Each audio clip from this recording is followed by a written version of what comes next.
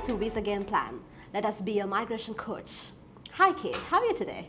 I'm very well, Amasha. Lovely to catch up with you again. Today I was hoping we could discuss the engineering professionals and how we've helped applicants from an engineering background get permanent residency primarily through the 407 and the 482 visa.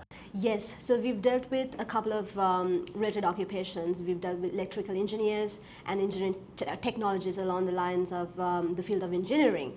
Remember this one client we had which was a very interesting case. Yeah, recently actually we helped a client who came to us after his previous visa was refused. He had actually lost at the tribunal and he had appealed it to the Federal Circuit Court, and he was facing a deadline at the court. Yes, we had a very tight timeline in that case. Correct, and his company had not previously sponsored anyone either. So do you want to quickly run through the 482 visa application requirements? How many applications do we need to make? So basically we have three applications when it comes to the subclass 482. That will be the sponsorship application first, and then we have the nomination application, then we have the visa.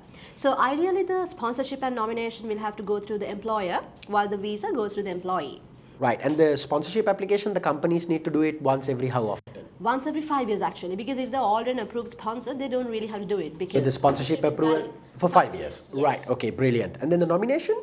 Nomination they'll have to do every time they nominate a new employee into the company, because it's employee related, it's just Specific to that employee that you're nominating. Correct. And before you do a nomination application, what should the companies do? Like there are a few steps, right? Yes. So one of the most crucial steps that is important before the nomination is the labor market testing. Right? So when it comes to labor market testing, the whole purpose of the labor market testing is to say that the employers have gone out, tried to recruit people from the local community, the Australian labor market, but they have not really found the suitable fits in order to fit that particular occupation, and hence why they are recruiting this particular nominee. And they can even recruit internally. So even if you were already, let's say I was working for that company for the last 1 year, Yes. and now they are looking for an electrical engineer because my visa is running out, so they can run a labor market test. If they don't find a suitable Australian candidate, they can then sponsor me. Absolutely. Fantastic. So that's good. So let's go back to that whole Federal Circuit Court matter. So when that client came to us, his hearing was in about 4 months,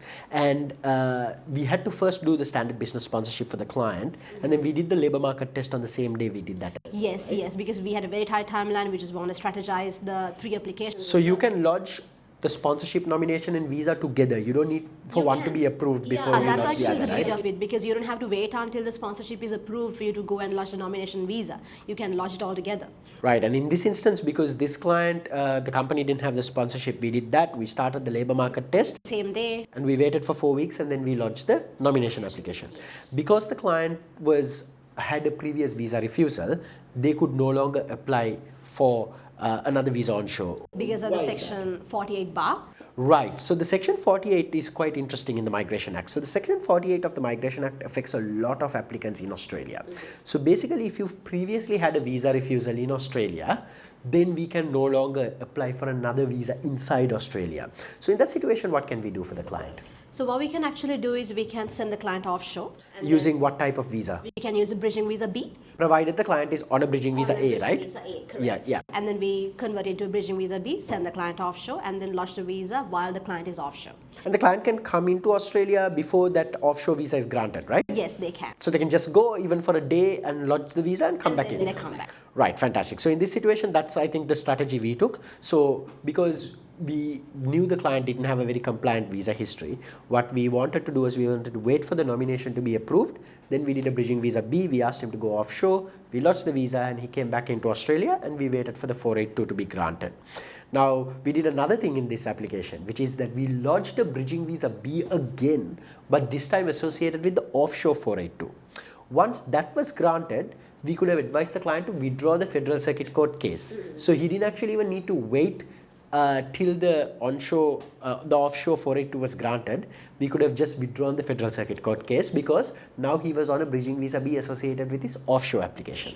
This case actually sounds very complex. Like, how did you actually work this out? Did you have a strategy for it? Like at the outset, when the client came to you, told you this story, what were your thoughts on it? Yeah, usually what I try to do is after I speak to prospective applicants, we quickly try to speak to the employer because applicants will come to us, but they won't have the full picture of what their employer is like. So he quickly quickly set up a meeting with his company's HR.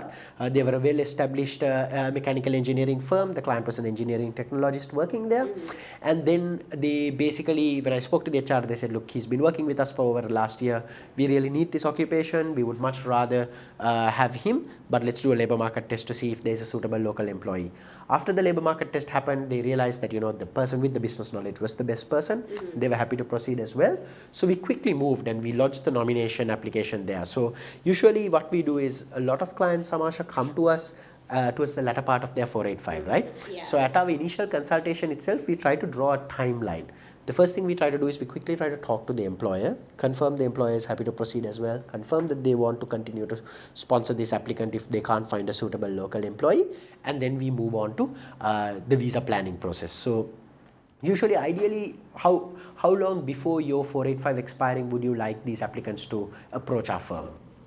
So generally, when it comes to 6 months? maybe 6 to 7 months would be good, because we really need to talk to the employer, decide the occupation, and we need to run the labor market test, and it has to be there for 4 weeks. And then there's a lot of planning and strategizing to do, right? So Correct. I think it's best if they can come to us before 6 months of their visa expiring. Around 6 months before the 485 expired would be great. Yes. But that being said, I would say if you're in a real pickle, as long as you have 6 weeks left on your 482, we can do it. And we've helped a lot of clients, right? So there was an engineering technologist that we had to assist recently, where basically his visa was expiring sometime in April, and the employer only confirmed it around February that they were happy to proceed. But even that instance, we were capable of doing the sponsorship, because remember, you don't need to have the previous visas, the previous applications approved. So you can actually lodge the sponsorship, wait 4 weeks, lodge the nomination after the labor market test closes, and you can lodge the visa as well on the same day, and you get a bridging visa. Yeah, that's true.